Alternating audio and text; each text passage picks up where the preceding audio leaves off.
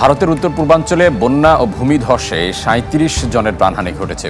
ঘরবাড়ি হারা ৫ লাখের বেশি মানুষ। আসামের ২২ জেলায় অবনতি হয়েছে বন্যা পরিস্থিতির। কয়েকদিনের টানা বৃষ্টিতে বিপজ্জনকভাবে বেড়েছে মণিপুরের বেশ কয়েকটি নদীর পানি। এদিকে বন্যা ও ভূমিধসে ব্যাপক ক্ষয়ক্ষতির কবলে চীনের ইউনান প্রদেশও। গেল কয়েকদিন ধরেই টানা বৃষ্টিপাতের কবলে ভারতের উত্তর পূর্বাঞ্চল।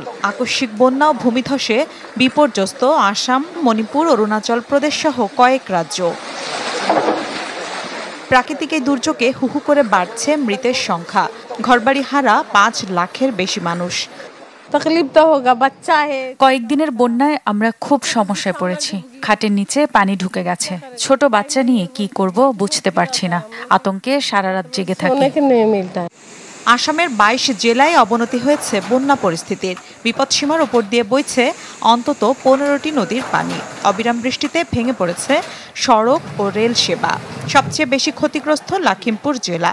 অঞ্চলটিতে সব ধরনের জরুরি সহায়তার আশ্বাস দিয়েছেন রাজ্যের মুখ্যমন্ত্রী হিমন্ত বিশ্ব শর্মা। টানা বৃষ্টিতে বিপর্যস্ত সিকিমের লাচুং ও চুংথাং শহর। এসব অঞ্চলে আটকে পড়া ১৫০০০-এর বেশি পর্যটককে নিরাপদে সরিয়ে নেওয়া হয়েছে। প্রবল বন্যায় সিকিমে বেড়েছে তিস্তা নদীর পানি। যোগাযোগ বিচ্ছিন্ন হয়ে সড়ক পথে নেমেছে ধস।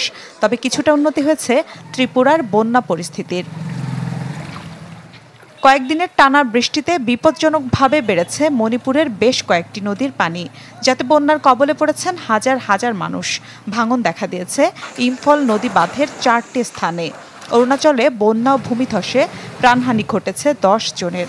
ভারী বৃষ্টিতে শিক্ষা প্রতিষ্ঠান বন্ধ রয়েছে মিজোরাম রাজ্যে। এদিকে চীনের দক্ষিণ পশ্চিমাঞ্চলের ইউনান প্রদেশে বন্যা ও ভূমিধসে ব্যাপক ক্ষয়ক্ষতি হয়েছে। স্বায়ত্তশাসিত অঞ্চল নুজিয়াং লিসুতে ক্ষতিগ্রস্ত বেশ কিছু বাড়িঘর, ধসে গেছে ১৬টি সেতু। পর্যটক ও স্থানীয় বাসিন্দাদের নিরাপত্তায় অঞ্চলটিতে হাই অ্যালার্ট জারি করেছে প্রশাসন।